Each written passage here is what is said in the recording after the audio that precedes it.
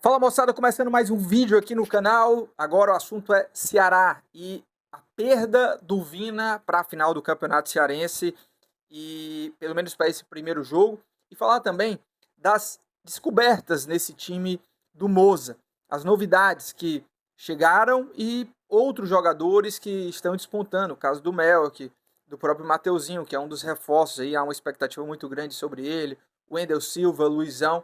Mas antes da gente falar aqui nesse vídeo, debater sobre esses assuntos, pô, dá aquela moral, deixa o teu like, se inscreve aqui no nosso canal. Nós somos novos por aqui e a gente conta com a sua força, que é muito importante. Claro, ativa o sininho para não perder nada por aqui. Vamos falar primeiro sobre o Vina. No caso do Vina, teve uma lesão no joelho, no ligamento do joelho, e situação delicada, previsão de 3 a 6 semanas. Então, o Vina pode perder os 2 jogos até da final contra o Fortaleza. Diante do Primavera na Copa do Brasil e o primeiro jogo da final contra o Fortaleza, o Vina está fora. E qual o peso dessa saída do Vina? Para mim, o Ceará perde o melhor jogador até então do Campeonato Cearense. O Vina é o melhor jogador pelo desempenho em campo, pelos números, por tudo. Ele realmente começou muito bem 2026. E para o Ceará é uma pena que o Vina, nesse momento decisivo, tenha se lesionado. É ele que dá ritmo de jogo no time do Ceará, que é com Moza, um time com muita posse de bola, com muito jogo associativo, e o Vina é fundamental para isso. Um cara que tem aparecido também ali na frente com assistências, com gols, e tem sido decisivo. Se cobra muito isso do Vina. É claro que a gente está falando aqui de um contexto de um campeonato mais frágil, mas dentro desse cenário, o Vina é quem melhor está jogando futebol no campeonato estadual. E para o time do Ceará, a saída do Vina é um peso grande. Por outro lado, eu vejo um Ceará muito encaixado. E esse jogo contra o Floresta, o jogo da volta da semifinal, deixou muito claro que o Moza tem esse time nas mãos. Porque mesmo com um time alternativo, acho que ele só manteve 3 titulares que vinham jogando, a equipe manteve o padrão tático, o nível de atuação, dominou o Floresta, manteve aquele estilo de posse de bola, de jogo associativo. Parecia que nem tinha ocorrido uma mudança tão grande assim pelo que esses jogadores apresentaram dentro do campo. Mudaram as peças, mas o sistema tático ele se manteve muito bem. Então, nesse quesito, eu vejo o Ceará com uma vantagem em relação ao Fortaleza para diminuir o peso de não ter o seu principal jogador, porque o Fortaleza também não vai ter o seu principal jogador, e pior ainda, não vai ter mais ele à disposição, que é o Bareiro. E o Fortaleza ainda é um time em construção, e que agora é que tem todas as peças para o Carpini trabalhar. Então, depois eu vou falar mais em outro vídeo sobre o Fortaleza especificamente, mas nesse ponto, o Ceará leva vantagem porque tem um time muito bem encaixado.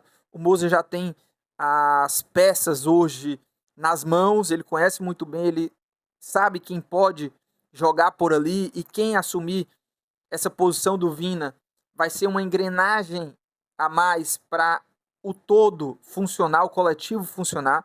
Então acho que o Moza hoje tem mais condições, e o Ceará tem mais condições de repor a saída do Vina para esses jogos sem o Vina de uma forma mais positiva, onde o coletivo ele pode ser menos afetado do que o Fortaleza. Então, hoje, para substituir o Vina, o Moza até já tem uma dor de cabeça, porque tem o Alano, né, hoje o camisa 10, ele até jogou contra o Floresta.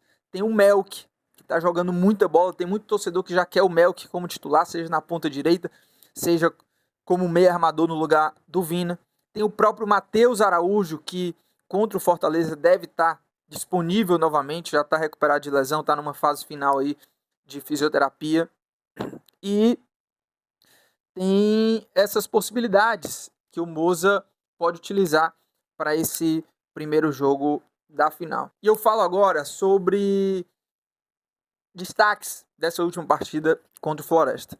Vamos começar pelo Melk, que tem sido a sensação do Ceará nesse começo de temporada, garoto cria das categorias de base. Há muito tempo se fala do Melk, desse garoto que tem muito talento e que pode despontar no profissional, mas eu já em outros momentos ouvi, esse jogador pode se destacar e não vingava. Mas o Melk, eu falei até isso no Esporte do Povo, eu vejo o Melk um jogador diferente desses outros talentos que chegaram no profissional e acabaram não vingando tanto assim.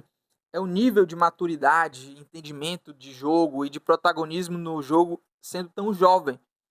O Melk parece que nem sente essa transição, não parece estar sentindo essa transição. Ele pega a bola, parece ser um jogador já profissional já há bastante tempo, pega a bola com muita personalidade, vai para cima, arrisca, não se intimida. Isso me chama muita atenção. Então, para mim, o Melk, desde o Arthur Cabral para cá, se a gente for fazer esse recorte, para mim o Melk é o jogador de sistema ofensivo, é um jogador atacante, meia, eu estou levando em consideração esse setor, que chegou mais maduro no time profissional. E o Ceará tem tido um cuidado muito grande com o Melk. Ele já jogou algumas edições da Copinha, o Ceará vem preparando ele com muito cuidado.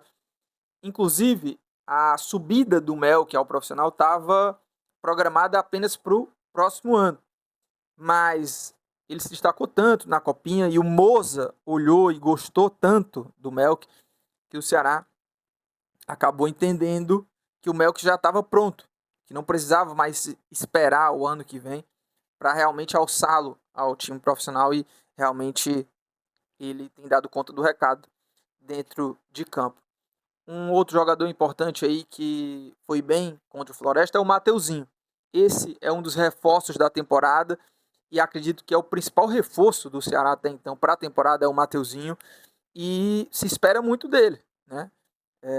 E essa partida foi importante porque já foi um Mateuzinho mais leve, mais solto, jogando inclusive pela ponta esquerda, fez gol, isso é importante para a confiança, para a sequência, e eu vejo um Mateuzinho numa crescente, e o Moza tem entendido muito bem esse momento do Mateuzinho, tem colocado para jogar de uma forma interessante, inteligente. Outros dois nomes, o Wendel, eu acho que esse surpreendeu muito, havia uma expectativa mais baixa sobre ele, porque o torcedor esperava que o Ceará fosse ao mercado para solucionar essa questão do 9 com um jogador com status de chegar a titular absoluto, e contratou o Wendel. E aí nesse primeiro momento causa um estranhamento, causa uma desconfiança, mas nada melhor do que dentro desse cenário o jogador chegar e mostrar uma boa atuação para trazer uma confiança. Então, o torcedor que estava super desconfiado já, poxa, esse cara pode ajudar.